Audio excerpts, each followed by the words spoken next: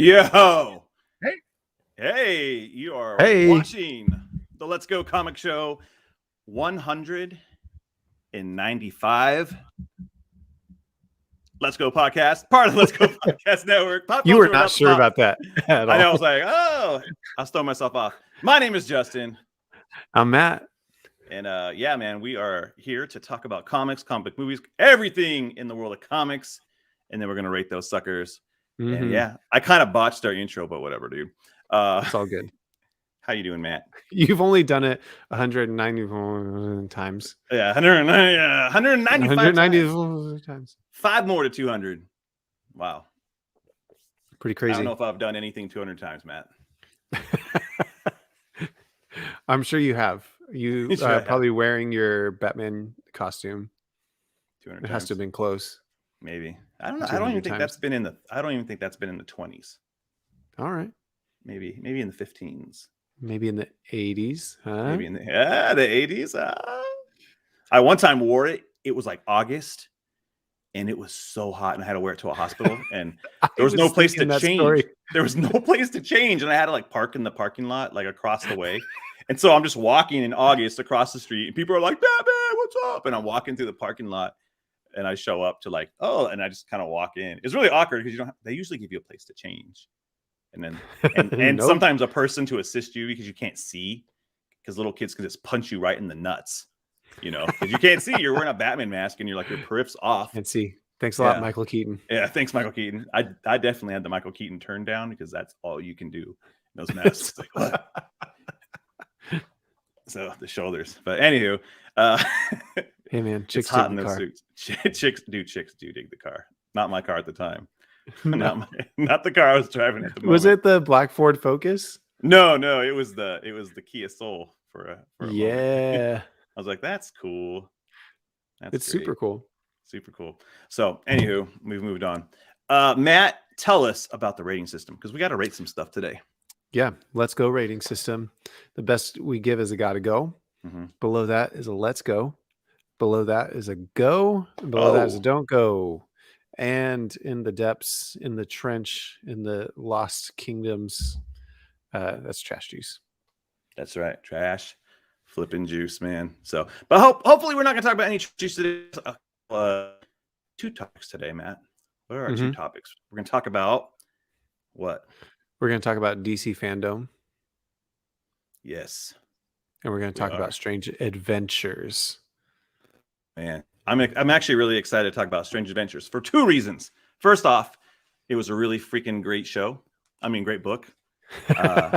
Could be a great show. I got some of them right here. I don't have the last issue. I have the 11th issue. The last issue I was not able to go to the shop, but I read it online. So man, yeah. But I brought all of my props out, man, because I love this book. So I'm glad you did that. I literally gave all of mine to a friend to read today, and then drove away and was like, "Well, I don't have those about for the today." fact that we were talking about that today. And he left them on his desk. I can assure you. Did you ever get the director's cut of issue 1? I didn't, but I got the special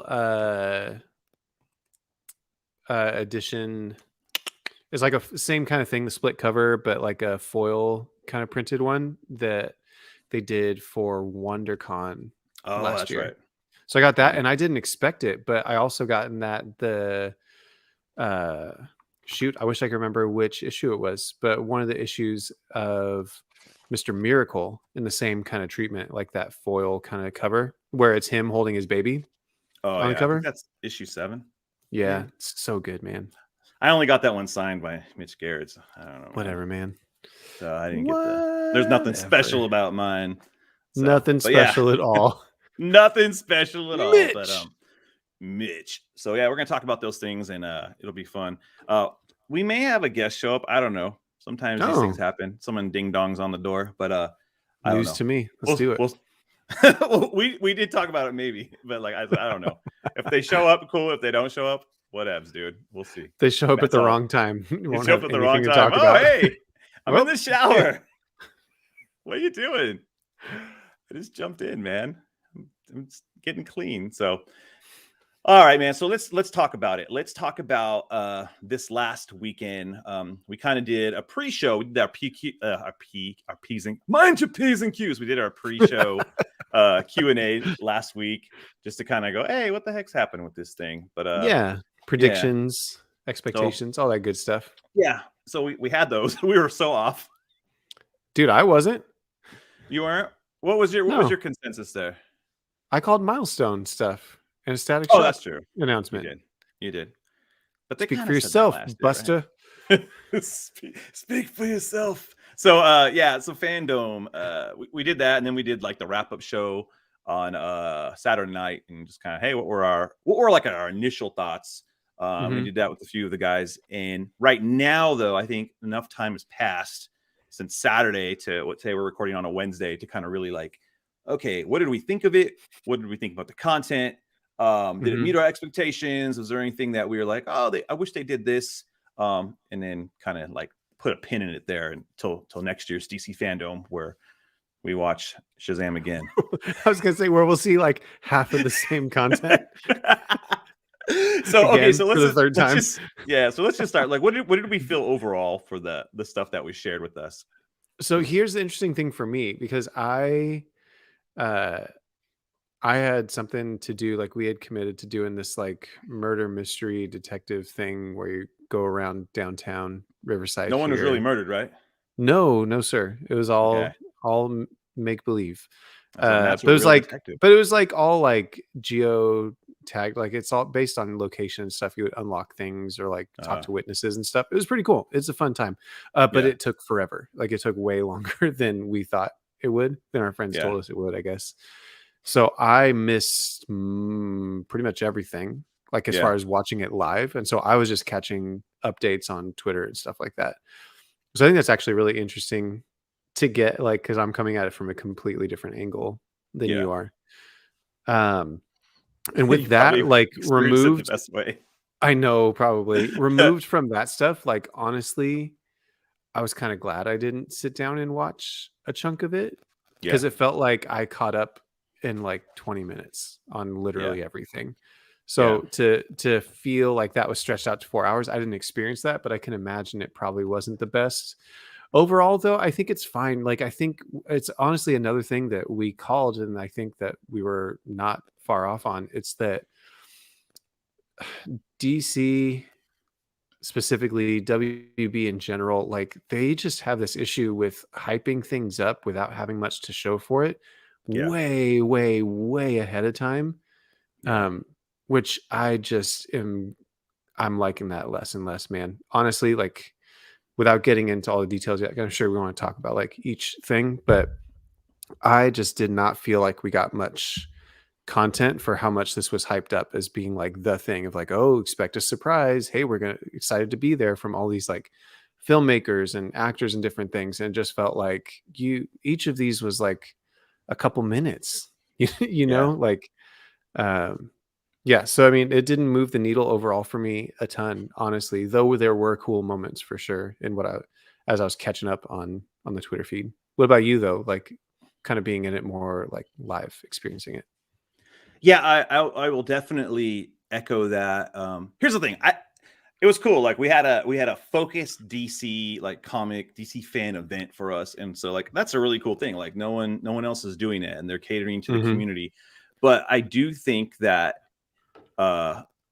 my biggest criticism of the event, and I will be clear, I thought it was great. Like we got to experience something that was created for us. But this year, I feel like it was like, hey, we're gonna make it leaner, we'll make it meaner, and like a little more digestible. But I actually felt like what we needed was like a pamphlet or something to say, hey, here's what the order of the day is. Because things just kind of came on, and you're like, oh, this is this is what we're watching now. And you could have had more Daughtry without even with no warning. Oh man, let me know about the Daughtry. Let me know when I can leave. And that's what I did. I wanted points where I could get up and know, hey, I can leave right now during the CW Supergirl retrospective. I could care less. Okay, I haven't seen the show unless they did a crossover episode, and it was barely good, right? I don't care about that show. I just don't. It's not for me, right? So, I'll tell you. I'm gonna add. We have a ding dong at the door, bro. I'm just gonna let the ding dong in. He's a ding dong. Let the ding dong. Hey, let the ding dong in. He just called you a ding dong. Man. I just called you a ding dong. I'm on the Matt Ritchie show, so I don't care what he says. All right. Hey, what is up? Is Mr. Pete Vera from Straight Outta Gotham. How are you guys doing?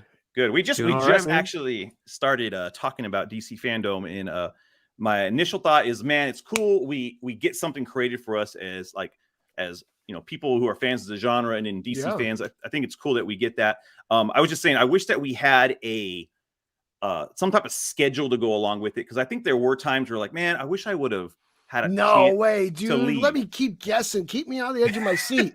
Keep me in front of the computer. And I'm tired of people complaining I had to go to the bathroom. I couldn't bring I was like, you got an iPhone.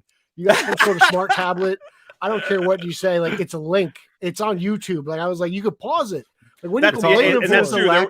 It's on demand. There was a couple times where I paused it and it just buffered. It went and jumped, and I was like, all right, whatever. But I did think having an idea of what the programming could be for me would have helped me actually gauge a little bit more excitement. That's all. Because I think what we got wasn't surprising, but it wasn't bad. We didn't get anything bad. It was just I just kind of wish I knew how it was laid out for me. Okay, they're going to do this Wonder Woman thing. I didn't even know there was going to be a Wonder Woman thing, because I actually missed it because I turned off. See Patty and Linda talk is just I just didn't see any of it. I think I got I saw a clip of it or something was going on, and I was I flipped over to the DC Kids thing to watch some of that because it was funny. I don't know. Let me tell you. Talking to the fish is my. I have to watch that. I have not watched it. I've heard you talk about it more than anything else. Oh, Matt, have you seen the Aquaman King of Atlantis show yet? No, I saw it went up. I haven't gotten a chance to watch it yet. So stupid. It's so funny, dude. We watched it. Is it in continuity with the movie? I think it's supposed to be this, okay, he's now the king of Atlantis, but it doesn't really, it vaguely, loosely refers to it. We saw the movie. When they advertise it, they say from the director of Aquaman. I'm like, James Wan, has something to do with this? I think he's shepherding it, much like Matt Reeves is shepherding Batman Cape Crusader, right? Okay. He's there. He's oh, hey, I did this. Sure, throw my name on it. We're going to give you this fat check and hoping you make another movie. Right. But yeah, I wish there was a way to show me, hey, here's what's coming up, because I just needed times to step out is all. Because it was a 4-hour event, right? 4 hours isn't, it's hard to give that much of a chunk away. It's one Justice League movie. It is one Justice League movie that I could pause that and it didn't rebuffer on me. And 4 hours doesn't mean it's going to be great. You know what I'm saying? 4 hours means I actually feel they could have trimmed Fandome into maybe 2.5 hours with what they gave us, because I think here's why I think this. I think they could have trimmed a lot of the fat and really just focused on Black Adam, Aquaman 2. But isn't that what they did? We went from a 2-day event to a 4-hour event in one day. Yeah, but you think about all the stuff they cut out, the stuff that was added to the 2-day event was pad. There was a lot of stuff that was extras from DVDs. They did that whole Dwayne McGuffey thing. You didn't want to see him play a murder mystery game? No. Wasn't Chris Sheeran there too last year? Did he play? Wasn't there some musician who played a set? Daughtry. Daughtry. I was like, okay. Oh god, it was terrible. Justin's favorite. Yeah, it was the worst. But I think that what they could have done is given us a little more, because what sucks is you start watching the YouTube videos now, and there was that whole long interview with the Chinese interviewer, and she was getting down with the whole Flash cast, and they're talking. I heard about that. Yeah, and I was like, how come we didn't get any of that? I wish we would have got that. I feel like there was a whole snafu in the programming, because I think what would have been cool is if you did get a little bit of this cast chatting. And I know you can't do it with all the things, so I'm not expecting it for all things, but just a little bit more specialness, because it just felt I think you need stuff. You need that for stuff that you don't have as much to show. I think that's why for the Flash specifically, and maybe for Aquaman, that stuff that would make sense. like you don't have a ton of footage to show, like then let's at least talk about it, like make it something a little more in depth, a little more worthwhile. I felt like catching up on Twitter because I was like out and gone like all day. I didn't feel like I missed like a ton of stuff, honestly. No, I mean, like I kind of hit like the main points. That's all we really needed.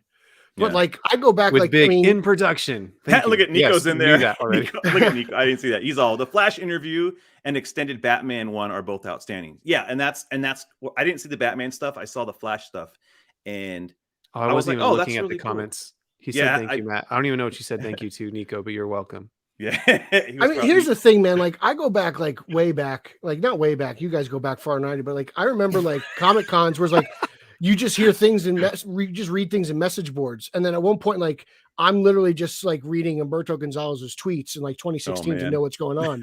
Now they're like letting me in. Like I don't have to wait outside. I don't need a sleeping bag anymore.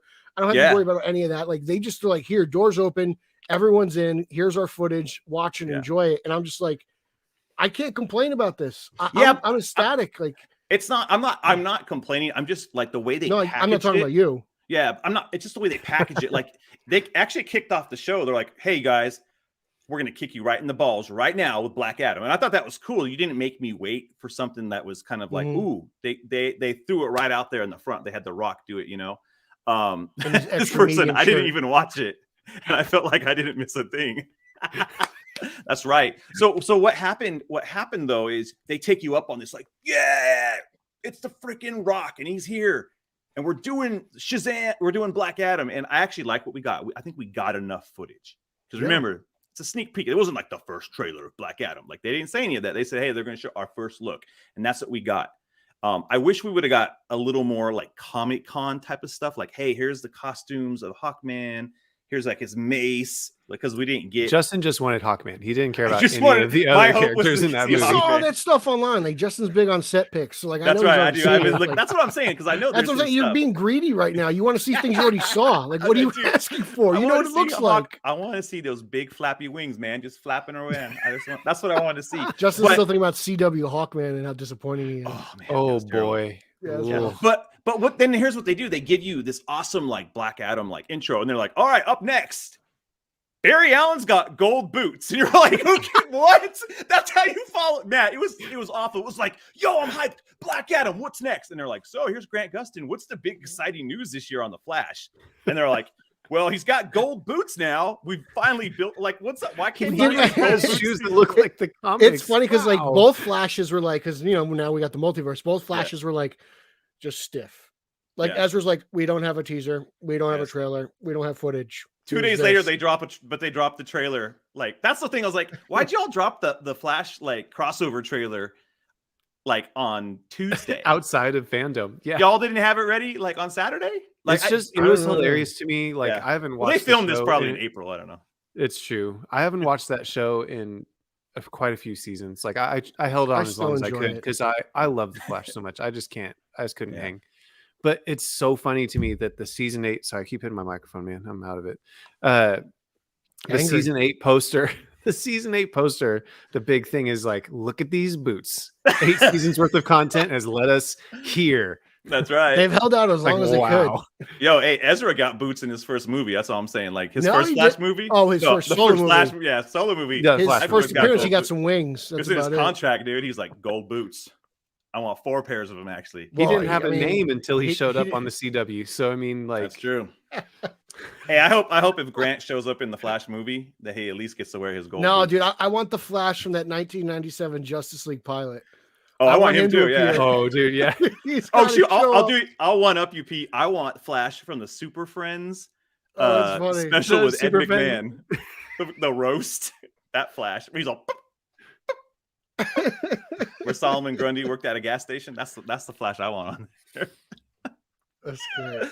But yeah, I mean, I think that was John Wesley Shipp is just like holding out to like, come on. He's all. How is he not in it? He's in Stargirl. He does everything, dude. Like, I mean, he's been his own Flash. He actually, it looks like he trimmed down, dude. Because I saw the pictures from Stargirl, and he looked a little more like he's a ship. He looked less like a tugboat. more like a a speedboat. You look like a He's doing a lot of speedboat. running. He's running around the multiverse. Running around, dude. So yeah, go, Matt. No, I was just gonna ask you, like, you brought up Black Adam. Like, how'd you feel about that scene? Like that first look? Yeah, I thought it was rad, dude. Did that get you hype?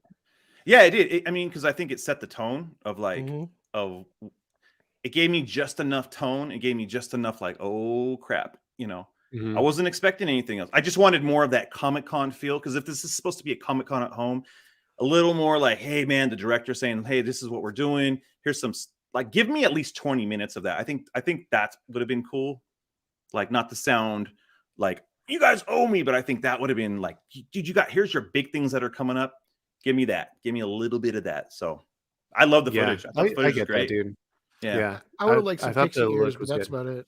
So like, if I had to pick, like, if I have to make a gripe, it's that he didn't pixie ears. But like, I don't really care. It's just, why does Black Adam have? I wanted pokey ears? I wanted to see Dr. Fate like as Dr. Fate, like just something with the helmet. You got this. At least you saw the mask though. He was holding it for a little bit and stuff like that. That's true. That's true. I was like, I don't want to see Pierce Brosnan the whole time. Like, I know what he looks like. I mean, he's great beard.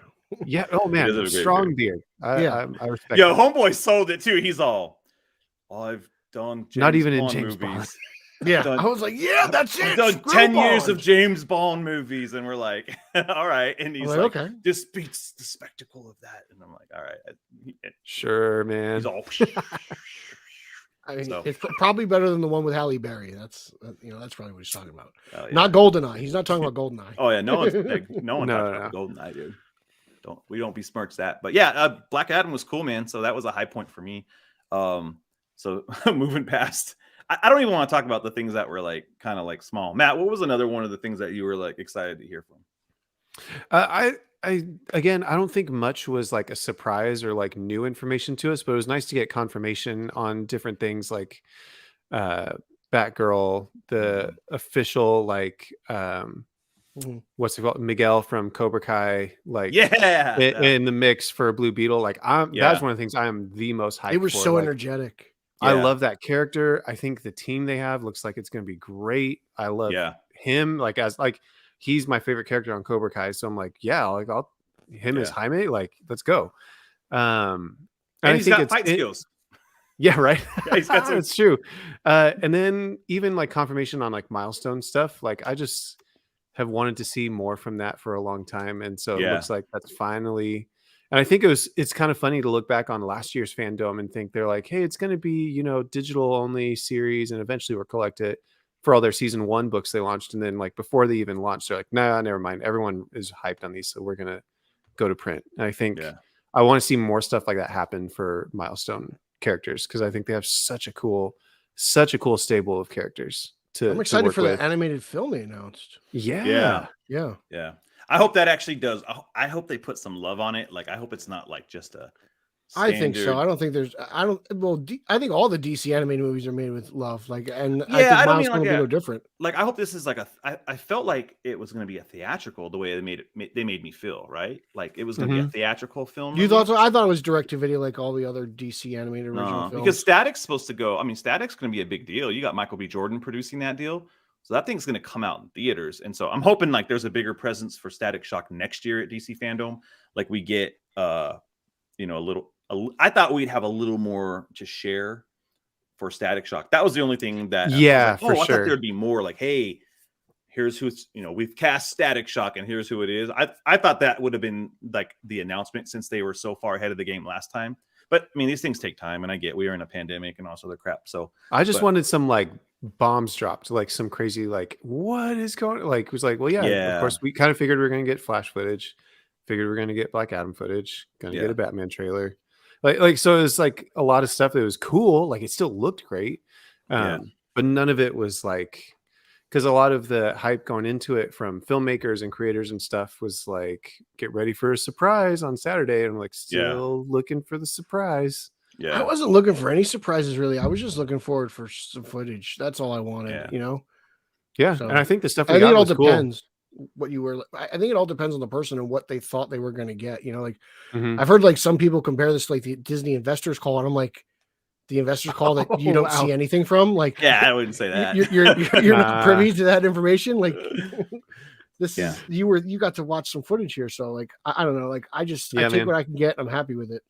Dude, I was already hyped for Peacemaker, but to see like an dude, trailer for that show, I'm like, I would watch that right now. Dude, okay, so the Peacemaker was what I wanted.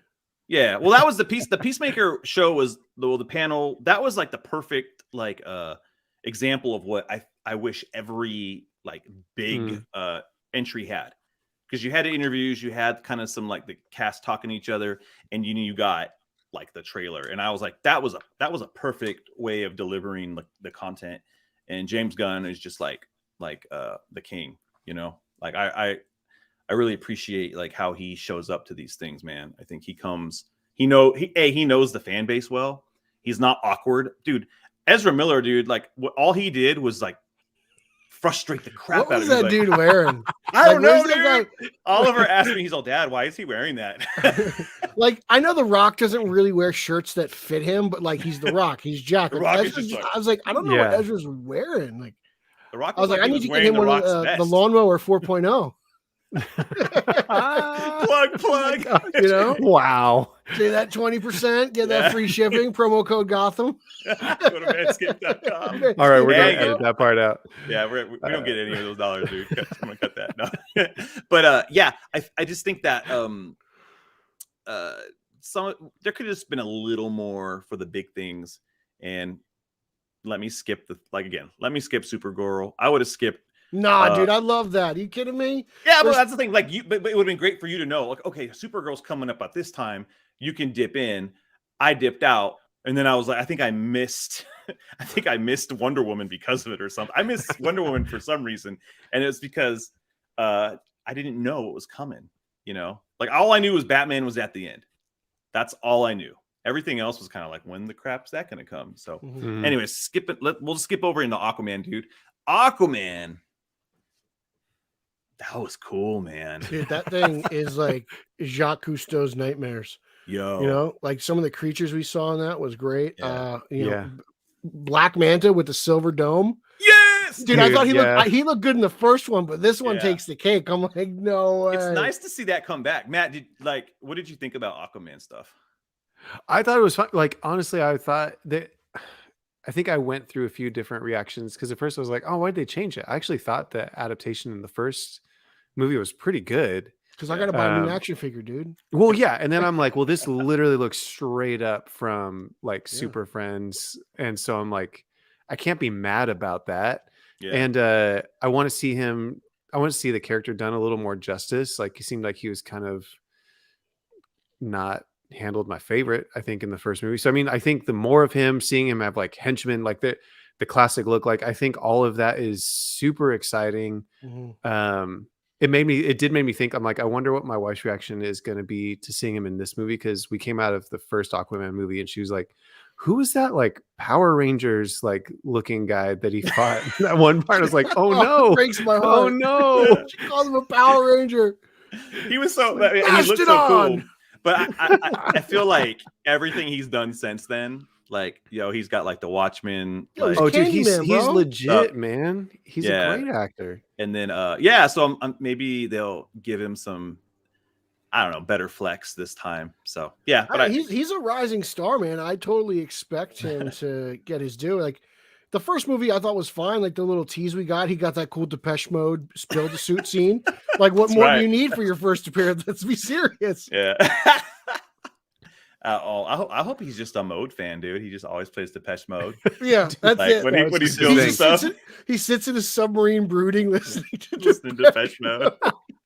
He's like, oh, I'm actually feeling like the Cure now. I'm gonna put the Cure on. He's just like sad. So, yeah, I thought everything in that thing was cool. Like, with the Aquaman stuff, I was like, okay, they just kind of started filming this stuff. So to me, I was like, that felt about accurate. You got all the behind the scenes stuff. Like, I think you got a lot more behind the scenes stuff than like you got with like Flash and stuff. And Flash just like wrapped this week. And so I think more than Shazam too. Well, we'll see half of Shazam by next FANDOME. Oh yeah, for reals. Yeah, the delivery of all of this stuff was really suspect. I'm like, wait, you all don't have anything. Ezra Miller's acting like we don't have anything, but you have me.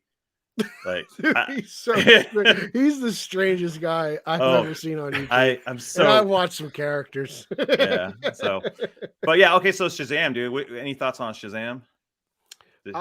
Just excited. Again, like everyone else, the obvious statement, like, wow, these kids got old fast. Yeah. Geez. I'll say the word. He's all Shazam. Yeah. It's just gonna be Ash or Angel at some point, which is fine because they did that with Mary. So maybe that's eventually what's going to happen. So I think the only person who has to worry is Zachary Levi. This might be his last movie. He'll play the wizard. He'll just play the wizard. He'll be the wizard. Yeah.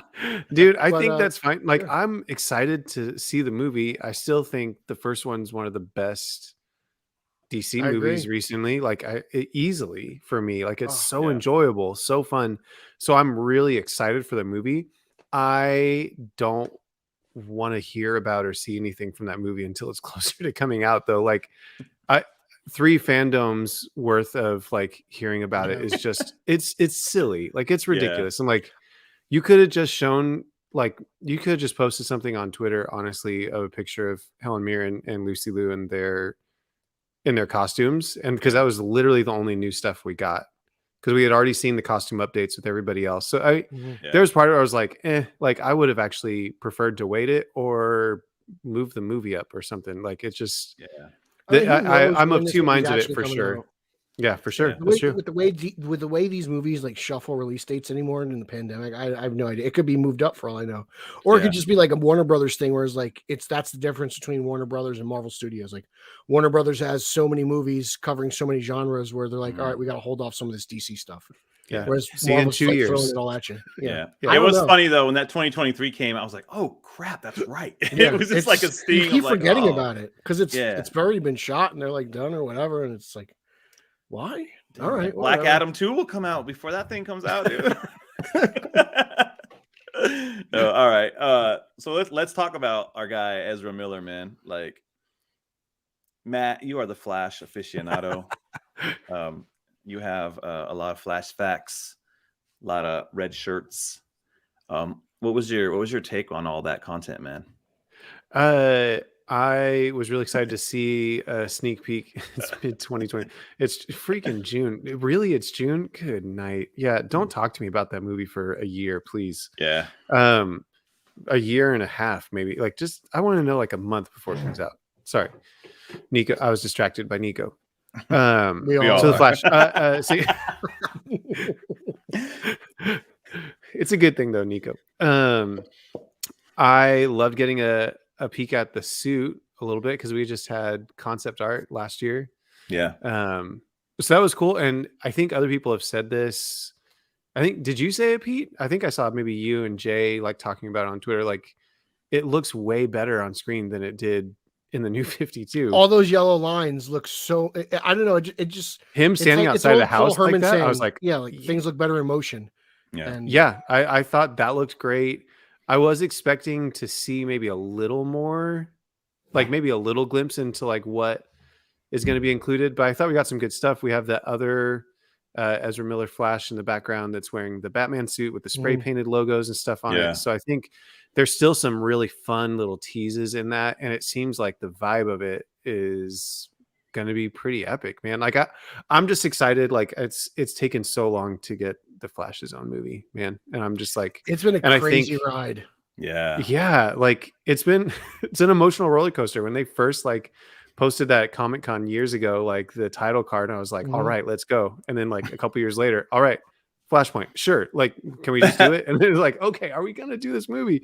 And so I think adapting some version of Flashpoint, I think, is smart too, honestly, because it's the type of story where you can draw from a lot of past like content if you wanted to, but you also have this opportunity to just kind of create whatever you want going forward from the basis of like, hey man, you went back, saved your mom, and now everything's effed up. Like that's a pretty simple concept to kind of go forward from. So I think, one of those Flashes is for sure going to have to like mess with the other ones. I don't know if it'll be a betrayal or if it'll be like one of them sacrifices for the others. Like, something like that's got to happen for sure. I just don't see how a Batman suit can withstand the Speed Force. Like he's just wearing a Whatever, micro. It couldn't withstand Catwoman's fingernails. I can't believe you would say that. You would stand behind Michael Keaton's Batman suit being able to do anything, I'm sure. Well, I don't know if it can time travel. That's all I'm saying. I feel like it would rip apart. That's all. So maybe he's not time traveling. Interesting fan theories though about this this second Ezra Miller. Like I've heard some people say it's Eobard Thawne. Like that's the Reverse Flash. Like that's the actual villain of the movie, and he's the one. That'd be cool. So I think it's Ralph Boner from WandaVision, dude. I think that's who it is. Dude. I can't lie though, man. Like they pull up to that mansion and you hear those few little piano keys at Elfman, and then the voiceover kicks in, and you're just like, "Damn, this is amazing!" You know, you're just wiping the tears off your eye. It's to have Keaton back after all this time is really something special, and all these kids are about to find out who Batman really is. Because his voiceover was the OG's back, baby. It's just it's phenomenal, and like. We all felt like Ezra pulling off the tarp with the Batmobile. Let's be honest. Yeah. You know, all you did was see the back of the guy's cowl, and you got excited. So. Yeah. Oh yeah. And again, I think that was ears rose, and so did Justin. Yes. But it's interesting because that cave, there's no waterfall in Keaton's cave. You know, that's interesting. I know. I saw that. Is that, and if you listen to it. When he steps up, it kind of sounds like whatever Zimmer and Newton called. All the tracks begins have funky names. Yeah. It's like Vertillos or something. Latin but it sounds like those drums, and that's that waterfall. That's where the tumbler pops out of. So you're like, how that was screwed up did you from behind though? That was it's actually no, it was, but it's Keaton's like how much of the timeline did Barry screw up? Is everything just jumbled together? We don't know. I mean, he's the Flash. He screws up. But that was definitely the Keaton Batcave that Barry pulled the power. I think it's just a combination of everything. I'd like to see some neons and a hologram Alfred just to make it complete. To be honest with you. Oh, dude, yeah. Okay, just so watch, you're thinking watch. They're trolling you, dude, and it's gonna be Christian Bale. Well, here's the thing. You just saw the back of the cowl. Christian Bale in the was rumored to be Beta Ray Bill is in the Flash. Yeah, yes. Christian Bale was rumored to be in this thing like months ago, right? And so who knows if he shows up. Cool. What if he's just in a post-credit scene, just hanging out with Selena atop the Eiffel Tower? Yeah. Can we just get a hashtag movement started to get justice for George Clooney's Batman in this one? Hey, free the bat nipple. I think he's in it too. I think Clooney's in this thing. Clooney should if not Clooney, at least Chris O'Donnell. Yeah. Oh, dude, it'd be great if it had when we get him on screen. Like it's just Flash running through. It would be great if they were just in the Batcave, like. Yeah, dude. This is definitely a movie where it's the possibilities are what's exciting, because it really is one of those things where it's like, didn't think we'd get Affleck back in the suit, didn't think we would ever get Keaton again, didn't think, like, all these things they're happening. Yeah. So I'm like, well, crap, like now I'm kind of excited at the possibility of what we could get in this. Well, and then it would make sense because you didn't get anything you wanted. Well, I have zero expectations. I just think it's fun to think about. It would make sense though, like if he encounters all these Batmans, because maybe he's leaving like Affleck Batman's cave, right? Maybe him and Affleck are like, all right, let's set you up for your grand adventure, right? He's like, all right, Barry, and he takes off, and it's just like, whoa, he's dude. Even more bananas. I know it's not going to happen. Like he skips through Pattinson or something. Like you just see all these freaking Batmans. That would be amazing. That would be such a huge like surprise that we don't know about until you're in the seats. Like, oh shoot, he saw Clooney. I don't know if we'd see Kilmer just because of his like health and stuff, but like maybe they could just cover the throat up. I don't know, man. He was in Jay and Silent Bob. He did some other reboot Mafia streaming movie recently too, I think. Yeah, I don't know. I think that would be cool, but I was happy with the teaser. But again, I was like, oh, it would have been cool like to just see like. And maybe we get that next year, but like, man, it was really cool to get Keaton back. And that's kind of what we got in the interview that was on YouTube. You can find that stuff. The better FANDOME the DVD extras. The better FANDOME. The better FANDOME somewhere else. Like China got a better FANDOME than we did, man. They got like a whole exhibition, man. They had suits and everything. There was like a whole physical like display you could go to. There was like an actual FANDOME. Oh, dude. How cool would that be? I saw it on Twitter. Like they had the whole Justice League out there and their suits and everything. And I was like, oh, it was like an actual convention over there. Dude, it would be like a convention for comics. It's crazy.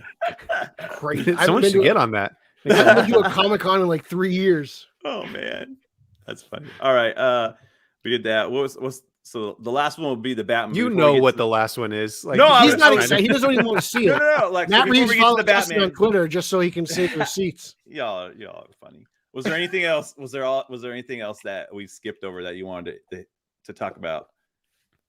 Not for me. Doom Patrol announced a new season. That's cool. That wasn't your favorite TV show. Titans is coming back. You love that? Yo, everyone was like, the Red Hood's gonna get a show. Even Kieran Walters is like, wait for it. And I'm like, that's just to get people watching Fandom. Yeah, bro. Like, dude, PR buzz. Yeah, for sure. Titans getting another season was not a surprise.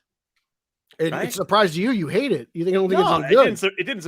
It was actually like, oh yeah, they're gonna and like, what the crap, dude? Homeboy's like driving, just driving in his car with his daughter. We live in a Zoom world now. It's so weird though. Like, I actually thought his kid made it like entertaining. He kept like signaling something. I'm like, what's coming? Like, is there like is Kieran Walters gonna pop his head and like no, it's his kid like trying to. Like, I think segment. Speaking of that though, I feel like all right, guys, like let's just stop with the green screen. It's like everyone's on a green screen, and I'm in this room, and it's so sterile. Like I think it just doesn't feel like there's any warmth to it. So I hope that Marvel does something like this, and they freaking kick it in the ass, dude. Like they show up, and it's freaking. I feel like it's coming. They have, and they're gonna have a freaking show, like real band. They're gonna have like not doing this. Yo, they're gonna have Kendrick Lamar. He's gonna show up. It's going to be hype, dude. It's going to be like the biggest show ever. And DC's like, hi, we're in a green screen with freaking, I got new boots. I got new boots. In Delaware. Hi. Yeah, that's exactly what it was. It was like Garth in Wayne's World, dude. So I just feel like they need to up the hype, get like a host who's like, and I get it. They have people all over the world. Like if you live in like, like Italy, they have someone who's like, an Italian like Batman fan. He's like, hey, it's Mario, it's a Batman. Meet them all. They're gonna have him, but like, I think they get someone who's just like have The Rock host the whole freaking thing. Have him and they John should have Cena. The Rock and Zeddy do the next Fandom. Perfect. I support this. Let's get it going. Yeah, let's do that. I think they need to change the format next time. That's all, because that's a little stale. We get it. You're in a blue screen. It's just weird. Even the milestone thing. Just have some dude talk to these guys in a room. The Smallville thing was cool. You had they were on a couch together. Yeah, okay. I'm glad you brought that up. The Smallville thing was kind of cool. And I don't like that show. And I dug that. But it was cool to see them talk. And I'm like, dude, Michael Rosenbaum still the best Lex Luthor, right? Ah, man, John Cryer. I was gonna say, bro. The little bit I've seen of John Cryer, like John Cryer's got a Lexo suit too. Get rid of the beard and we'll talk. No, the beard, dude, never get rid of the beard. No, I don't want Lex Luthor with the beard. The main takeaway though is Fandom 2022, more couches. Yeah. That's what more couches, not even couches, dude. Like light the couch on fire. Just do something that's not in a green screen room. It was like, okay, y'all just didn't want to spend any more money on Fandom, So keep Tiffany Smith. She's great. She's kind of like a DC like mainstay, but get rid of the green screen. All right. On to what do you want? The main course, the Batman trailer. Again, disappointed that it was 3 heads on TVs. I was like, Max Headroom was hosting DC Fandom. I don't care. No way. I'm not disappointed. Not after that trailer. No, the trailer. Okay, look. Let's the just trailer talk about takes the trailer. away. That's all that it needed to be was the trailer. I was just, as much as I love to hear that. These guys, when they set up, they just give you the PR, they give you the business. You've heard guys lie to your face when they do these interviews. We've heard about people being apes on the floor for other directors. So it's like, they just say what they're going to say. Just give me the trailer. I don't care what you're going to say. Every once in a while, like, okay, you guys read some Golden Age comics. Congratulations, welcome. Now you're on my level. But I want to see the trailer. Like that's all it is, man. Just give Pattinson said he read Tom King's stuff and liked it, and I was like, all right, you won me over there, buddy. You won me over. Did he read the last issue of Batman Catwoman? I didn't hate it, but Matt, again, since I like hearing Matt's like peripherals. Yes, like scroll. Me just casually checking in on Twitter. The DC, he went to DC scroll, the DC's Twitter scroll. Well, because Matt's a real man and he lives a real life, and we're just fanboy losers. Pay attention to stuff. I did, in my defense, I hate the way that Twitter does its videos and you have all this extra space around the video. So I did go to YouTube, saw the full screen on my phone version of this trailer. I thought it was a great trailer. Yeah. It was beautiful. we actually rewatched it yesterday, Justin. Like together, I watched it on TV. I was like, hey, I want to see this. There was a lot of aspects of Pattinson's Batman where I was like, oh, this looks like Frank Quietly, like Batman. And I love that. Like it won me over, I think, a little bit more in the aesthetic of it. Yeah. I think everyone, just like everyone else, I think Colin Farrell like just looks incredible. Ozzy. Yeah. Dude, he's all, I got you. I love that part. Oh, it's great, dude. Yeah. Great seeing it. I mean, seeing any Batmobile, even if it's like this muscle car, like Blade Mobile, coming through like fire like that, like that's cool no matter what it is. Yeah. Like that was cool. That was totally cool. And from the profile, it looks like a Batmobile. I think it's got some fin action to it on the sides. Justin's a hard sell, but whatever. He is like I'm good on it. I think there's still aspects of the story that I'm like I don't feel compelled or captivated by yet, but the look of it I think looks awesome. And you look at who's involved with the cast and with the director, with I think there's a lot of great pieces together. So I don't see why I shouldn't be excited for it to that degree. I'm really, really curious about like why. I mean, maybe I'm just like out of the loop and there is a reason why already, but like why we're not seeing Paul Dano's face in anything yet. Like, I don't know if that means like he looks different. I don't know. I saw some people postulating like some Hush type like scenarios. And like, I don't know if they'll do that, but I don't know. I see stories and I see things like that in shows or movies. And I'm like, there's always a reason if you don't see someone's face, like why you're not seeing their face. So I'm curious. Yeah. That was my main takeaway from the trailer. I'm like, why am I not seeing? I just want to see his face. Like, because people are like, who the crap's Paul Dano? Oh, dude, Paul Dano's great. I know that, but not everyone saw like There Will Be Blood. Things and like Little Miss Sunshine. Like he was in an episode of Sopranos. He was. Oh, dang! He was AJ's buddy. They were driving a car together. That's right. Talking about girls or some stuff. But like, I've actually kind of succumbed to the theory that the Riddler is like in jail the whole time while this movie is going on, and he's just orchestrating all this from prison, and that's what's driving Batman crazy. Like he caught him, but he's still like running wild and causing a muck. To me, it's like, and I've heard, if you've been paying attention to Batman film, like Bill's been saying, like this movie's gonna be grittier than no one's, and then you finally see these two trailers, and you're like, how the hell did they do this? Because it's literally like Batman out of your garage. Like this guy has put all this stuff together in what looks like a very like, Batman resonates with people because he is the hero that everyone thinks they can be. They just don't have money. Well, this Batman almost looks like you don't need a whole lot of money. You just need I don't know, like a Dodge Charger and some body armor, and you're out there kicking ass. I was gonna say, and so like, to be honest, can eat bullets. Yeah. It was crazy, but I'm in my garage right now, Pete. I'll just grab my impact driver and I'll put something. Oh, I mean, if you can put it together, I mean, you might come out looking more like Shaq Steele, but it's got that kind of vibe to it. Hammer time. Yeah. I got some hooks. But I mean, for me, it's all about having Oswald back. Like as like a force to be reckoned with, and not like that show we don't speak of that aired on Fox. Yeah, like to have like a real Penguin, and just I don't know what his real role is in the movie, but just to have something like that is a real treat to me because I love Oswald, and this does feel very Batcat from this trailer. Like their relationship seems to almost be kind of like a backbone of the movie. Yeah, they were really selling it hardcore, and Selena looks straight off the page like Darwin Cook books. Yeah, she does. No, she looks great. Yeah. I there were some of those shots too that kind of seemed Clayman too to me. Yeah, a bit in a good way. Yeah. She's got the pixie hair, like it looks perfect. It just does. Yeah. So I will say this because I know Pete's got his receipts. Pete's receipts. I've been taking screenshots of you for like 6 months. Yeah, that's okay. I still don't love. I don't love the suit. I just don't. And when I was done watching the trailer, I was like, man, incredible trailer. Right.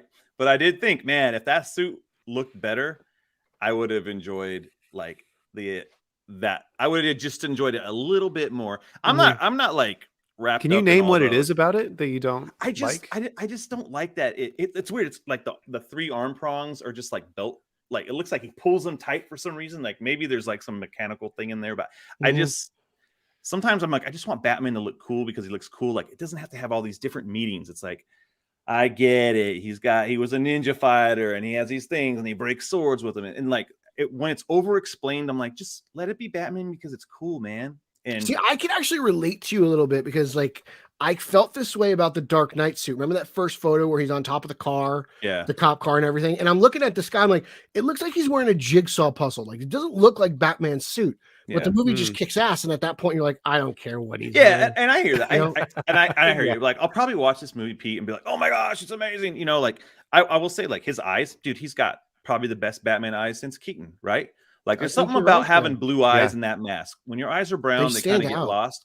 You get blue eyes in that mask, and they pop, dude. It's good. Yeah. Bruce Wayne has to have blue eyes, man. Yeah, I don't like the mask. I just don't. I don't like the gauntlets. I just don't like the aesthetics of the suit. That's just who I'm. I can't get over that. I just have Batman sensibilities. You know, I love Norm Brayfogle. I don't like Mike Manley. The rest of us do. Yeah, but I don't like Mike Manley. It's so interesting how Reeves is like blended parts of 66 in this movie. Yeah. Right? Like, he's been teasing that from 66. And he's been teasing that from the get-go. Like, he teased the villains of the movie because he went to like that 66 exhibit. I went to that thing too. Yeah, and like it was Catwoman, the Riddler, and the Penguin. Like, he's been telling us this for a while, and he's a huge fan of that stuff. Hey, he had 2 Catwomans in that shot, just FYI. So I mean, who knows? Maybe we'll get Holly Robinson dressed up. Yeah. But yeah, it's cool how he's kind of just creating his own thing, and you know, I can't wait. I'm so pumped for solo Batman. I just am. I want a fully entrenched Gotham City story. Like, you know, like the last 5 years, it's been very Justice League, and it's not been about Gotham City and Batman. It's been about this greater DC thing. And I know there's a huge calling for that, and there's a lot of fans who love that stuff. But for me, as a Batman #1 fan, you know, like, to get a solo Batman movie just all about, you know, the side characters and all that good stuff. I can't be more excited than I am right now. Yeah, and that's good, and I'm glad for that. Like, I think now we live in a world where there's room for all of it. Because guess what? I'm still getting my 2 favorite Batmans in a movie next year. I'm getting Affleck and I'm getting Keaton, right? And so I can't complain. Right? You're still getting that like Justice League Batman, like Keaton's coming back in a Flash movie. He's basically the co-star. Like, you're still getting that fantastical Batman that we just came off of. Like, it's not like it really went anywhere. It's just you're getting the multiverse angle to it. Yeah. So, all right, Matt. So you watched it on your phone, which is always the worst way to watch the trailer. But sometimes we don't have a choice, right? Yeah. And you finally watched it in a bigger presentation. What's your thoughts on that? What is your final thoughts on the Batman? My final thoughts on the I think Batman. It's great. Cool. I hope he beats up Tim Drake from Titans, because that guy sucks. So. Oh, I don't think that guy sucks. So he's so whiny. I was like, dude, you're not Robin. You'll never be Robin. You're as a punk. He's got to start somewhere, man. Jeez. Yeah. Too bad he's starting on the Titan show and not. Well, didn't he start on the Batman? It just hasn't. Hey, what did I see first? I saw him. Just like, I don't know. That's all. That's my impersonation of him. All right, y'all. Batman. I'm excited for it. Overall, DC fandom. Matt Ritchie, what is your let's go rating of DC fandom? Come on.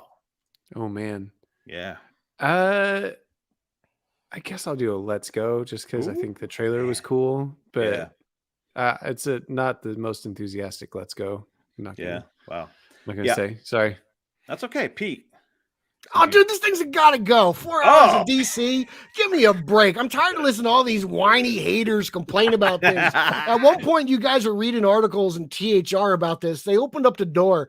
They, like, it was like, it's not like it used to be like a nightclub where it was like, oh, I'm sorry, well, this guy's with 3 hot girls. They'll come in. They're letting like 2s in the door for fandom. So I don't care. Just be happy and excited. We got tons of content, tons of footage, and whatever. Just be giddy and happy for the universe they're creating. Like, I haven't been more positive about DC on film in 5 years, really, honestly. So I'm just pumped. Like, bring it on. Yeah, no, I think that's good. I give it a let's go just because, like, man, there was some good stuff. My criticisms are just basically on programming. Make it do better with your programming. Make it feel like I don't want it to feel sterile next year. DC fandom feels like a cold place, and I don't want to go to a cold place. I want to go to a place where I feel like my friends are there, I'm not in some weird floating room. It just doesn't feel like there's excitement there. And I love Marvel and DC, but I do want Marvel to come in there and kick their butt a little bit and show them like, hey, here's how you actually program an event, right? Because again, Kendrick Lamar's gonna show. I just feel like Kendrick Lamar's gonna What? show Dude, up. you're like, you're really on like that. it's gonna be him, dude, because like he's already got. Is he gonna be at the associations with Super Bowl Marvel. halftime show? Like, what is it? Bro, Kendrick I don't Lamar know. recently? I don't. Yeah. Metallica shows up and just blows up DC Fandome, and they're like, it's done, dude. All right, so there we go. I give it a let's go. It would have been a gotta go if Hawkman showed up. That's all. I just want Hawkman just to fly into the fans and just take a big giant crap on the host and be like, "We're breaking the walls down." He smashes it with his freaking mace. It'd be awesome. Oh, jeez. So, all right, enough of fandom. Pete, we're going to jump into our chat on Strange Adventures. I know you haven't read that, so you're probably yeah. So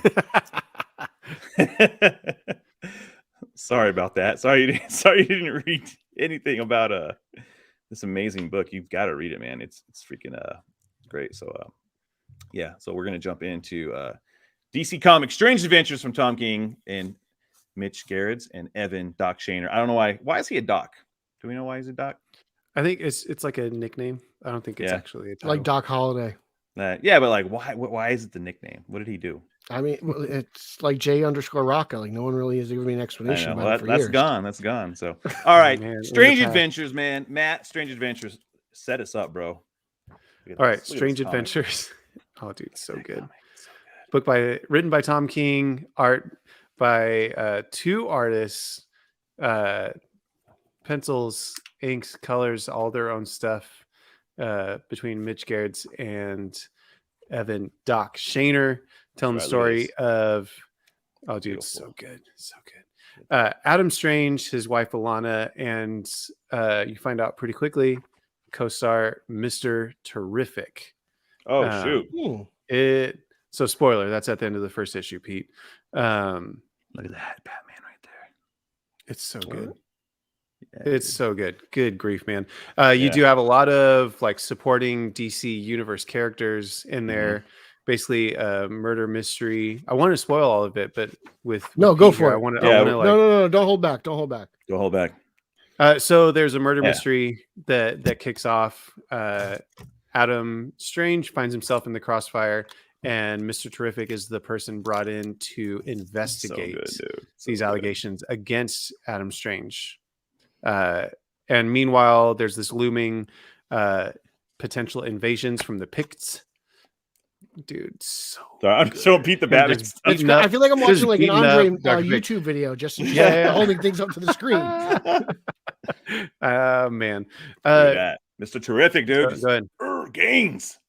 Just pumping some iron. Like this freaking book. And then so the way they split it up between the two artists is kind of the modern day like story part of it. The storyline is Mitch Gerrits, and that's Adam on Earth with his wife Alana. He's signing his new book titled Strange Adventures. Funny enough, you get to see some fun Easter eggs in the bookstores when he's there, like Sheriff of Babylon and stuff like that in the background.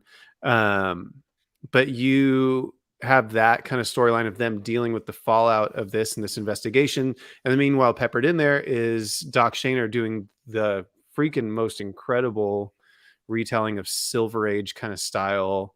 Just space adventurer Adam Strange. And the way those two artists, like and the storylines talk to each other and reflect each other and play against each other is just absolutely masterful, and in my opinion can't be done in any other medium other than comics. And I love this team for that. So much of this run, like it uses the medium itself as part of the storytelling, and I think it's Superman, really, dude. Really special. Shaner. Look at that. Oh, you got to get that flag out of there. Yeah. Oh my gosh. I'm just saying, it's up there. How many issues deep is this story? It wrapped up today. Yeah, so last week technically. It's 12 issues. 12 issues. All right, trade's coming. I'll pick up a trade. Yeah, trade's coming. Yeah, trade's coming in December, I want to say. Christmas time. Yeah.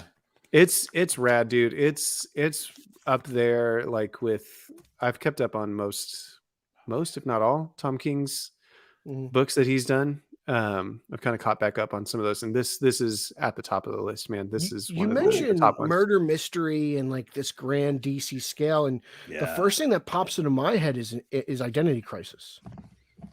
I mean, it's definitely not that, but it's a smaller story in the DC universe, but it's a huge story for the people involved. It's a personal story, but I mean, it doesn't. There is parts where it affects DC, like in like this lie that was told, you know, and it's and again, I don't want to. I know we're reviewing the whole series, but I don't want to give too much stuff away because I really want people to read it. If you haven't, I just want to give enough of a trailer for people to get hyped. I mean, I want to read it now. You kind of yeah. Like, I had no interest until I heard Matt talk. It's the problematic. So here's what it is, and I think the overview of like the theme of it. It's the problematic nature of telling the truth, and I think that's what I would say is like you have consequences for telling the truth just as much as you have consequences for hiding the truth. And I think it's a story that takes it. So it made me think of, I was thinking of it today. It kind of reminds me of, we finally watched that show Mayor of Easttown a few weeks ago. That's on HBO Max with, was it Kate Winslet? Or it's like a murder mystery, small town thing. It's an East Coast thing. I feel very disconnected from it as a Californian. But anyway, that's the kind of show where it's like a murder happens, they're trying to find out, and everybody feels like a suspect because they're all shady as hell, but for reasons that don't actually make them the killer, if that makes sense. Like you go through all these people, it's like, well, yeah, they're not a great person, but they didn't kill this person. And I think I see that similarly in the way the characters are fleshed out in this story. Is it doesn't feel like any clear like winner or loser. You even get kind of some different shades of like emotion and history with Mr. Terrific and his background and why he is driven to do what he does, even though he's obviously, with fair play and all that stuff, is like far and away like kind of the moral center of the book for sure. But you know, like there's some stuff in his past and he's kind of still grappling with like how, not just what happened, but how he feels about what happened. Like, man, should I feel relieved that this awful thing happened? Like, it's like something he talks about at one point. It's like, man, that's really real. And I think it's really like difficult stuff. So I think that it doesn't take the easy route. And I think even though you begin with like this like really cheesy, over the top, like Silver Age kind of version of Adam Strange being like, for Ran, like I will do this. And like, it's very, and then in the modern day he goes like pew pew, like pretends to shoot his gun. Like he's just like, you see this like dynamic in the first issue of like, this doesn't seem like the same person, so how are we seeing these two different stories play out? And the way it wraps back around and meets itself back up at the last issue, I think is really, really great. For me, as someone who didn't really have a lot of experience with Mr. Terrific, it 150% won me over to how like incredible of a character he is, and like he's one of the greatest DC characters. Like Pete, oh my gosh, dude, you have to read this just for issue 4. It is it was my favorite. It was probably my favorite single issue of a comic last year. I think is what I had. The dueling artists is so interesting to me. I really dig that. I'm really bummed that I didn't get both covers. They both did covers that looked basically exactly the same, but they were kind of like just off from each other. So say there's like a reflection of a character looking in a mirror. The other version is like them like looking in some water with like these other aliens around them or something. Like it's the way they played off of each other. I bought the last issue and I actually was bummed that the store was already sold out of the other cover, because I was like, I couldn't get both covers. Well, are you serious? I didn't get both covers for the other ones. I hope it's in your poll, dude. I need to go. I wanted to say something real quick about the art. I'm bummed I didn't do that. So I want to say about the art, because I don't remember if you remember the interview or not, but I remember they said something to the effect that like, hey, they would just kind of they would get their pages. The story was kind of divided up and like, okay, here's my pages, here's what you're doing. And at some point they got so like in sync that there may have been a part where like, hey, he had some panels on my page, I had some panels on his page, and like you could, the first issue is not like that. See that more happening as it goes on. As it goes. Oh, can I ask you a question, Matt? Like, is the first issue, this one right here? Look at this beauty. It's the only cover that's not like that, like cardstock cover, right? It's not all the other covers are cardstock. Yeah, this one is not a cardstock cover. It's just I just gave all of those issues to a friend today to read, so I can't confirm. Like if you look at this, and they have like that spot finish, or it's like it's matte, but there's like gloss on there on like on the foreground stuff. So, yeah. I wanted to jump on what you were saying about Mr. Terrific. So I've been aware of Mr. Terrific because I read like Jeff Johns' JSA run that he did with. That's how I discovered him. Yeah, dude, and I need to go back and read that. Well, here's the thing. What was really great about JSA is it really delved into DC's legacy and, you know, all those characters, you know, from the original. Which they should 100% like dig in on way more than they do right now. Hey, there you go. Right there. Yeah. I think that like that would be amazing if we got Mr. Terrific in, you know, like Black Adam or something like that. Black Adam 2, like if they're going to delve into the JSA stuff. He was on the CW. Yeah, but that was such a terrible version. So of that Mr. was Terrific. the only version I was really like had interacted with before reading this, and I was like, "What the hell was that TV version? This is he sucks incredible." So bad. Yeah, that was definitely like Mr. Terrific light, like, you know, the Diet Coke version of Mr. Terrific. That was caffeine-free Diet Coke, dude. Yeah, there you go. Like Mr. Terrific is, and I love in this book they've really platformed him to be the smartest man in the DC universe, because it's always like it's either it's Lex Luthor or Batman, and then it's Mr. Terrific, and I'm like, no. If it's like my thoughts with the Flash. If the Flash is the fastest man alive, he has to be faster than Superman. Superman can't be the fastest guy alive. It has to be Flash, right? And on something like this, I'm like, being the third smartest person is okay. All right, Batman can be the third smartest person. I actually like that Batman's not as like smart as Lex Luthor, right? Actually, I agree 100%. It gives me, it makes it harder for him to work, right? Because he just doesn't think like Luthor does. But making Mr. Terrific the #1 guy, I freaking love. I love that he beat. There's a scene in here where he beats Batman at something, and it's such a own. And as a Batman fan, you're like, oh, he got Batman, but it's kind of good. You're like rooting for him. You're like, Batman, you gotta up your game, bro, because fair play, I think it's got time to mess around. I think it's like issue 2, like he's doing all these different things, reading Adam Strange's book multiple times over, and the whole time through the whole issue, the T-spheres are like quoting things and asking like about equations and doing all these things, and he's answering all of these while like boxing someone else and knocking them out, while doing these gymnastics, while doing while diving under like a frozen lake and picking up like a plate, you know, like a weight out of the bottom. Like it was like that. When you come out of the gate with that, you're like, okay, this is the guy. Like this, dude. Yeah, I don't think it's like much of a spoiler, but he goes to find out, like, he's like, no, like fair play. Like, I want to know both sides of the story. So he goes to Rand to get all the files, and they're like, well, you can have all the Rainian files, but the picked ones, like, you know, our best scholars, like we can't translate it. Those are lost. Sorry, you can't have access to them. He's like, oh no, it's okay. I taught myself picked actually on the way here. So go ahead and send those over. And he's like, no, that's impossible. He's like, and then he says something in the language and you can't see. He's like, so in case you didn't know what I just said, that was not that impossible. Where are the damn files? Like, and I was like, dude, this guy, he doesn't mess around. Yeah. I'm so protective of him now, because now I'm like, if someone comes in after King and like, oh yeah, we want to do something with Mr. Terrific, like Tom King needs to write like a character Bible on who Mr. Terrific is, because I don't think anyone's written him like this. Because even in remember what was it, what was it, the Terrifics, the book called the Terrifics, like who was writing that for a minute? Wasn't it wasn't Lemire? I think Jeff Lemire or Lemire, whatever the heck his name is. He was writing it for a bit and it was okay. And wasn't Doc Shaner that was on it? Was it? That would have been kind of weird. No, he ended up picking it up for a little bit, but he wasn't the original artist on it. No, I'm trying to remember who was on it, but it was actually a pretty fun book. It was like DC's Fantastic Four knockoff, but that didn't quite nail it. Like, you were like, okay, there's Mr. Terrific, and they're trying to make him something, and they didn't. This right here felt like it like took what they did in JSA and then sent it into something bigger. And now I'm like, yo, Mr. Terrific is like, he's top level now.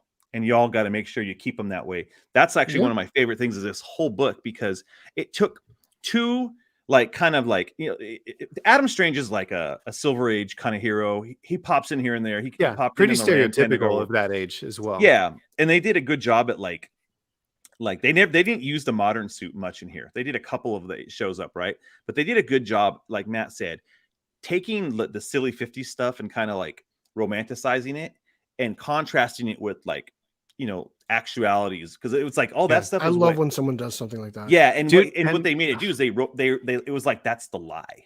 But then what they did though, like that kind of throws it off though, is eventually those start kind of like actually getting muddled a little bit, and he starts doing and saying some shadier things in that part of it.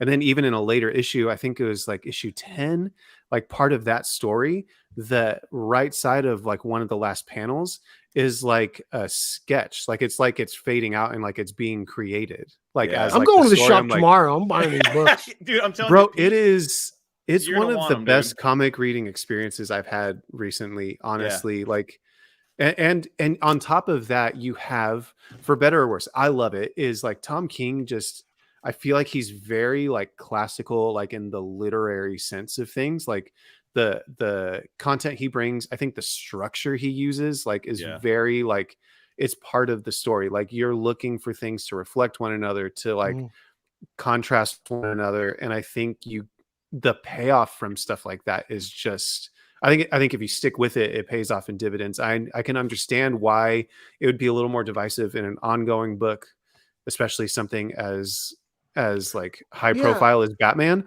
But I think in this contained like story kind of way, like it's just his sweet spot, man. Like it really is. What you're saying right now is speaking to me, because I'm reading Batman Catwoman and the last 2 issues haven't hit, but I'm like, I know King is almost like a completist where I have to wait till the end and then everything's going to make sense, even though there's like a couple, what I consider like 2 duds, but he's unlike any writer and I'm very new to King. Like I got started on him with Batman, but he doesn't write a book like anyone else on the planet. Like there's some of those Batman books, dude, where he doesn't even use words.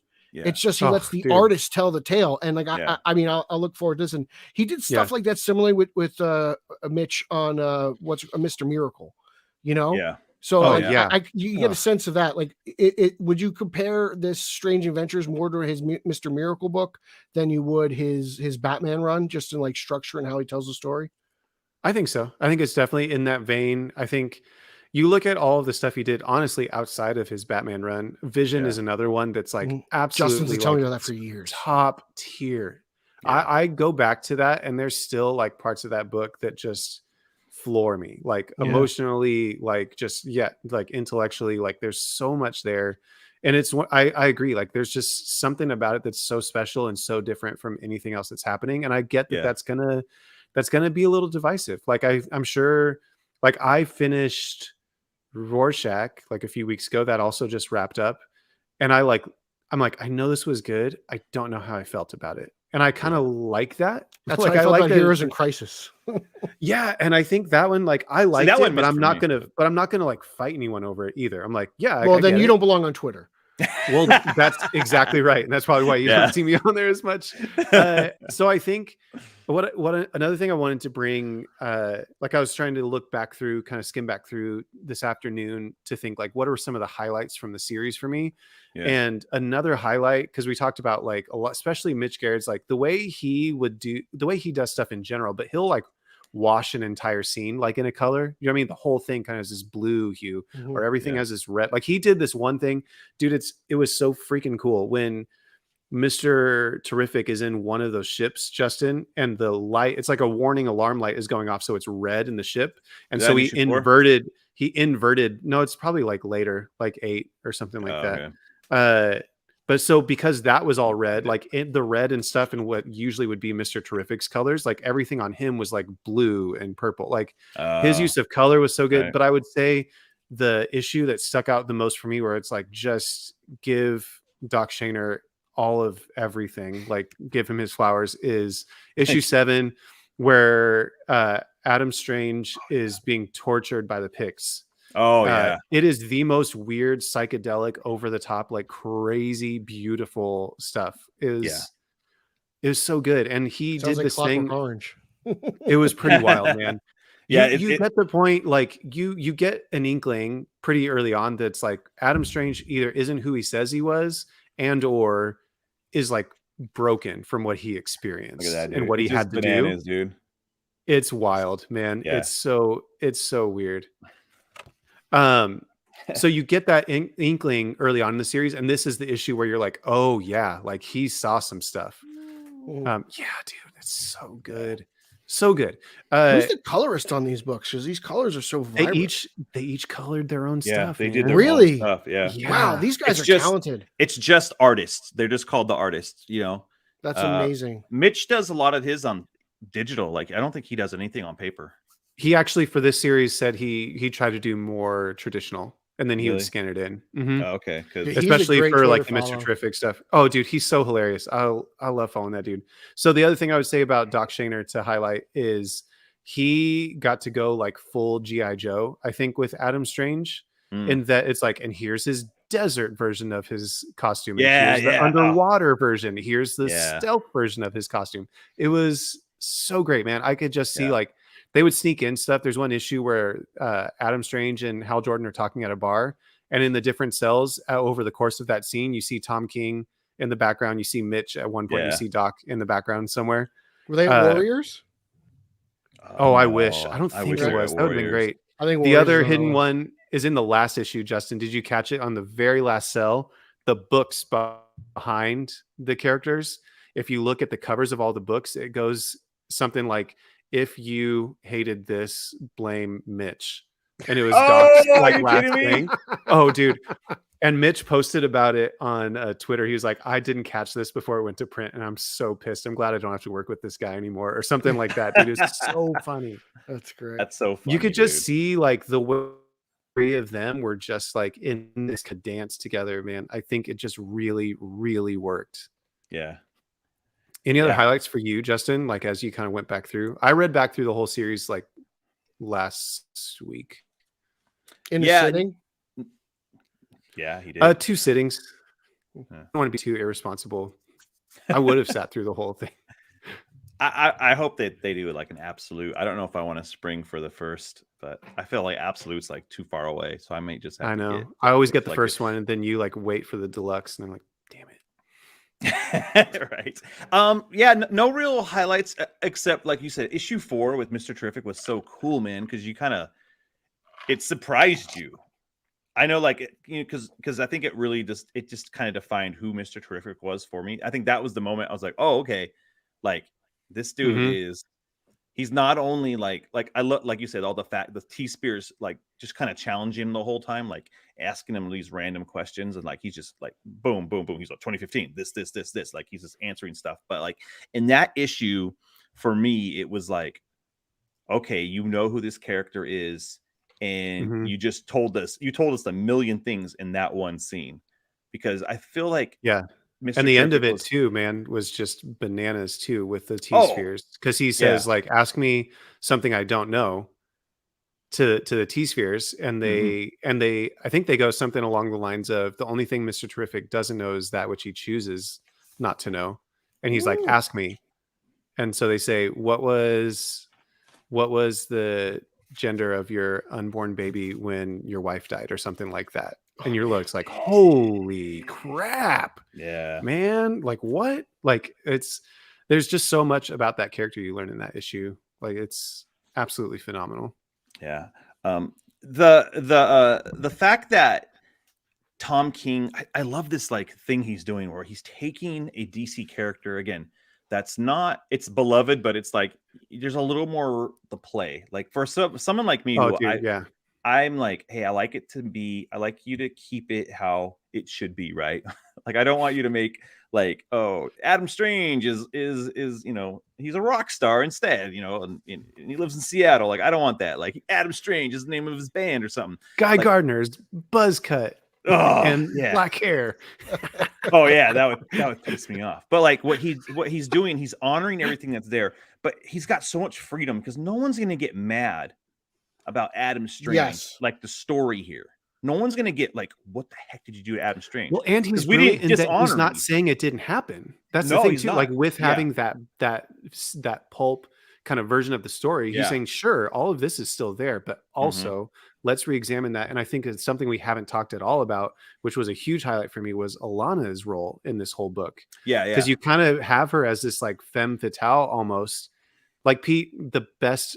I don't trust her the whole time. Her best scene is Batman comes to like kind of like confront her on something, and she's smoking a cigarette and literally standing face to face in him, blows the smoke out in his face. Yeah, while they're standing face to face. I'm like, oh, that was cool. My gosh, dude, there's that like is something about people being dickish to Batman that it gets like Batman fans excited because you're like, not even the criminals of Gotham do this. Yeah. So I mean, no one else has the balls, sticks by. So as things deteriorate, she's sticking by Adam. And their whole story is like Mr. Terrific's full of it. Anything that he thinks we did wrong, he's making up. But it never stays like just with the other character, just as like the other characters. It never stays there. It complicates itself, and you're like, wait a second. Yeah. So she has a whole issue. Her and Mr. Terrific like talking, and they end up like he ends up reciting and telling her about the poem "When the Bell Tolls," which is like random, but that ended up being one of my favorite issues because I thought it was so beautiful. Because in that issue, what you're pairing that against with the kind of like background, like pulp story, is just the absolute devastation they experienced in the war on Rand and all the people they lost. And so when he's talking to her and she's like, what is this bell? Like, I don't get it. He's like, well, here's the thing. He recites the whole poem. And it's that idea of like, no man is an island, like just those kind of concepts that you get from that classic poem.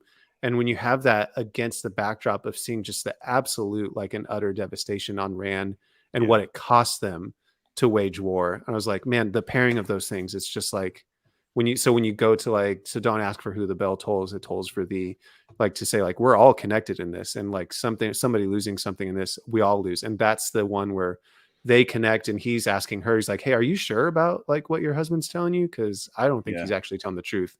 And that's kind of the kernel that kind of like gets her kind of set on a different path. Yeah.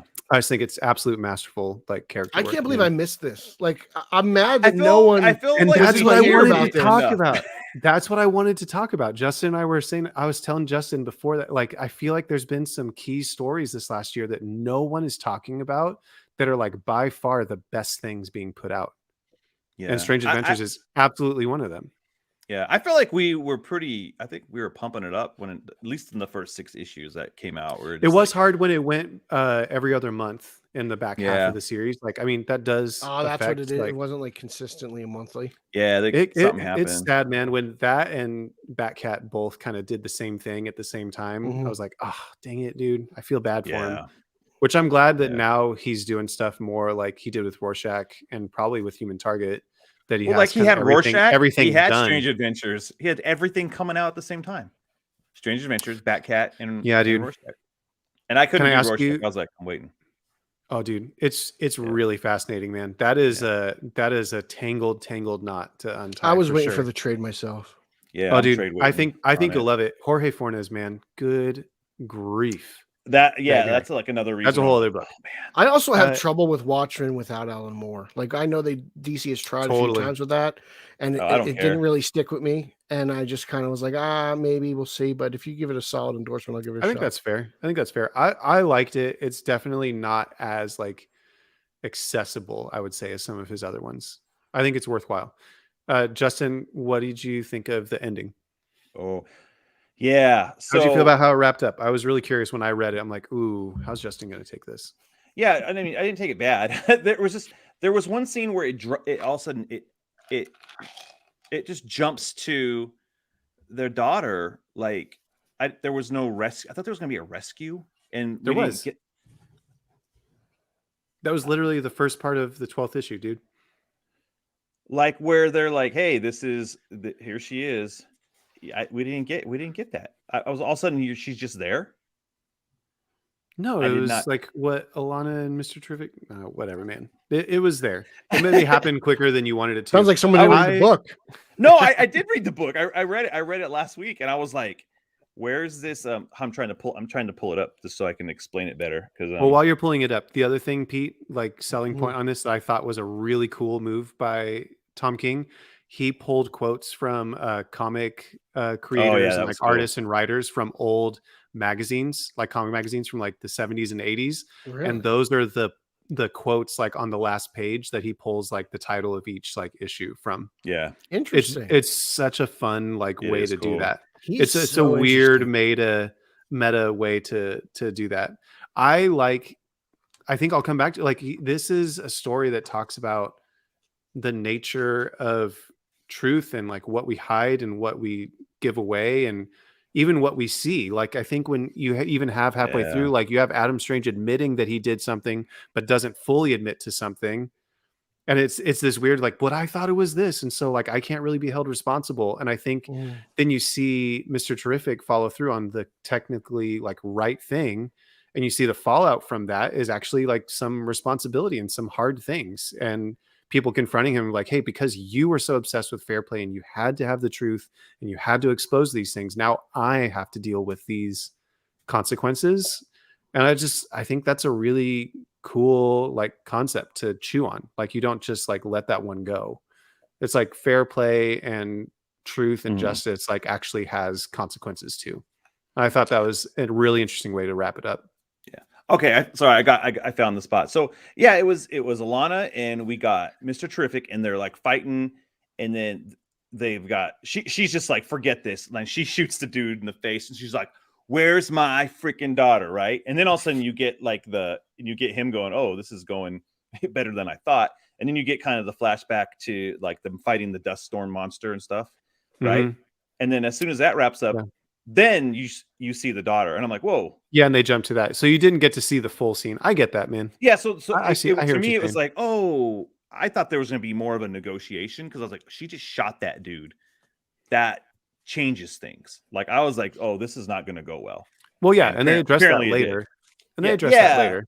Yeah, for me, like reading it in like the narrative, I was like, oh, there she is. Like I actually thought I missed something. I was like, oh crap, did they not give me a page in this digital file or something? So, but that's that's why Pete's like, haha, don't read digital. But like, it's our preview stuff. But I like how it ended, man, where she's tethered herself to Mr. Terrific at the end, Yeah, and she blames him for it. She blames him. It's almost like, hey, but she's doing it she's giving him his family that he lost. Yeah, dude. And it's so great. And to have like, hey, let me get you a book. And then what it is Doc Shaner's art and his storyline meeting up with where we started the series with Adam signing books saying, hi, I'm Adam. Like, can I sign a book for you? Like, I just, the kind of like infinity loop that they create with that. Like, I just think it's brilliant, man. And I have those creators that I like pretty much everything they do, but there's these things that kind of poke out as like the kind of like outstanding ones. And I think Strange Adventures is one of those, man. Like on every level, like it's just such an impressive work. Yeah. It's one of those things like if the comic if comics weren't so crowded right now, I feel like the actual like genre of comics is like just there's actually a lot of stuff like coming out that's good, which is a good thing. I feel like Strange Adventures is lost in it because I feel this is one of those books. I agree. It's like, oh man, Strange Adventures is I'm putting it up at the place of like Watchmen, like level of good. That's how good this thing is because it's breaking down the concepts of comics. It's like, and it's bringing using comics, like the actual. Well, this is something that a veteran reader should read. This is not something for someone who's just getting into the genre. See, but that's not the case either because I don't think checked in with our friend Mike, who is like admittedly like very fresh to like the comic book game, like our resident symbiote expert. Yeah, the Venom guy. I know him as the Venom guy. The Venom guy. The Venom guy. Because we were trying to see if he can come up, and be on the show, but he has to rest up. And but he told us, he was like, this is literally like one of the most enjoyable comic book like reading experiences I've had like in my short time doing this. Yeah, that's real good. And so I think that he finds it accessible. I'm like, that's actually a good sign, I think, too. He enjoyed it that much. I think it's highly accessible because again, you're going into this, these aren't familiar characters. It's like you're picking up a new book. Like, what is this book? You kind of get it from the first page, like, oh, okay, what's happening here? This guy's a superhero. but you don't. They go into the backstory. You get the backstory. So I think King's good enough to make, like, if he can make a book like Vision work, you know, he can make a book like this work, and he does. Yeah, I think you're rewarded if you know stuff, but you're not like penalized if you don't. Yeah, again, all it did is make Mr. Terrific better for me. Like, I already liked him as a character. Like, it just made me think like, oh shoot, now he's top tier. Like, he wasn't top tier, now he is, because you made him matter. You made Mr. Terrific matter. And so, like, I'm like, ooh, that's a huge takeaway. And you actually made Adam Strange matter, because Adam Strange really isn't. He's just this guy who will Zeta beam in sometimes because you need someone to get you to Ran, and he gets pissed off. Him and the Hawkman fight sometimes because their plans disagree. But he doesn't have any real pathos, right? He doesn't have anything. And in here, you're like, you can almost make reason why he's not a part of things, because he's kind of a butthole. Like, Green Lantern doesn't care for him. Superman does his dork. Dude, his scene with Superman. Yeah, the scene with Superman's so good, and it's like. Superman's being as kind as he can, but basically saying, man, we don't need you here, dude. Right? Go, he was saying, like, no, I'm not going to help you because this other thing's happening. And he's like, but you got to help me. And goes off, and he's like, he just goes like, damn it, or something like that. And goes and just throws a punch at Superman's jaw. Yeah. And you see like his hand like crumple, and Superman, he's like, Adam, it looks like you've broken your wrist. He's like, like, it's such a great, like, yeah. I'm telling you, Pete's gonna go. Dude, Tom King knows the DC universe. Like, he knows how to write these. He gets the voice, I think, of a lot of these guys, like, really, really well, man. And I think that's what makes it special. And it's why I will jump on anything Tom King does. I really will. Like, he's got trust with me now. I'm like, dude, whatever you do, like this next book, Human Target. Dude, have you read the preview yet? No, I have not. I'm gonna get it soon, but it's so good, and it actually like delves into one of my favorite like runs of Justice League ever. It's gonna like touch upon Justice League International, I think, based on covers and stuff. Really? Matt read the first. Yeah. Okay, Matt. Oh, dude. Wow. I'm like, I don't want to like steal the thunder from talking about Strange Adventures, but Human Target, if the first issue is any indication, like, that's going to be top tier, maybe even more accessible. Like, it's wild, man. And that's a floppy I'm gonna buy. Like, I'm paring down on my flops. I've been thinking about doing that myself, to be honest. Oh shoot! Because my dollar needs to go far, and like a book like this, man, it just feels good, dude. It feels good in my hand. And I want to have it because Supergirl, Woman of Tomorrow is also worth. Oh shoot, that's right. I have not been reading that one. So dang, Tom King is writing a lot of books. Yeah, it's excellent, man. And he's got apparently a creator-owned, like, being announced soon too. Oh, nice. Well, and I think Mitch is already working on whatever the next project they're doing together for DC, right? He's got tons of stuff going right now. He's like, you know, why? This level of like, I don't even understand how you do all this. He's the king. All that dude does is draw and drink bourbon. Dude, I love that. That's the life right there. Yeah. I will say I like Doc Shaner's rendition of Alana better. I think she's a little more pleasing. There's something about Mitch's like drawings of her. I'm like, oh, she doesn't look as see, I like that she looks like she's a little more tough. Like, she's a little more rough around the edges. She's not like this. I think that's part of the choice, honestly, because the stuff on Rand, she looks like, like she's the space princess, you know? Yeah. So, but yeah, man, this is a great book. Pete, you should go get it, man. It's literally such a gorgeous, meaningful, beautiful book. Like, it's ridiculous. I was going to say, Pete, all right, man, time to go. But I'm actually glad you got to hear this, because I think it's selling it to you, and I'm hoping there's more like you that are going to like listen and watch this and like, oh, I need to get this book. Strange Adventures, dude, is just, for me, I'm just going to throw my rating. It's a gotta go book, man. Yeah, easily a gotta go for me. Yeah. It's why, and like you said this already, Matt, it's a perfect story for the medium of comics. I don't know if the story would even work if you did it like in live action. You'd have to do the other stuff in animation or something if you were going to adapt this. Yeah, you know, it just wouldn't work. Yeah, it is a comic book story because it has to work in comics. And I actually love. I was going to say, like, what's the quote I really like? Was it at the end of 7? I feel like it was the Wally Wood quote where it was like something about like good guys have to kill bad guys. That's what we do, or something like that. It was like, or they have these really, like Matt was saying, the quotes at the end of each book is freaking great. I mean, it's like Infantino, and it's like all of these like it's like all of the like old dudes. It's so Hall of Fame. Yeah, man. Yeah. So yeah, so many great quotes in this thing. I can't wait to see the thought process, the special edition stuff they put in the hardcover, because they always do that pretty well.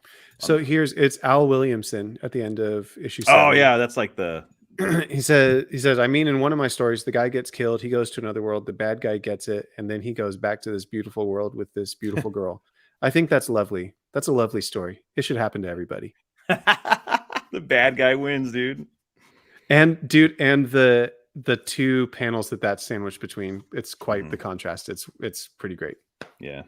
So yeah, it's such a great book, man. Strange Adventures it's got me hyped. So check it out, man. I'll give it a read. Gotta go.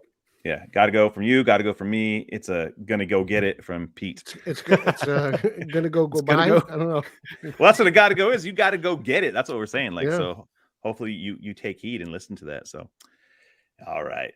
Well, we're at the end of our show, man. That's good. It's late on the East Coast. All right. Well, Pete, thanks for jumping in kind of in the last minute, creeping in and saying hello. Yeah, this was fun.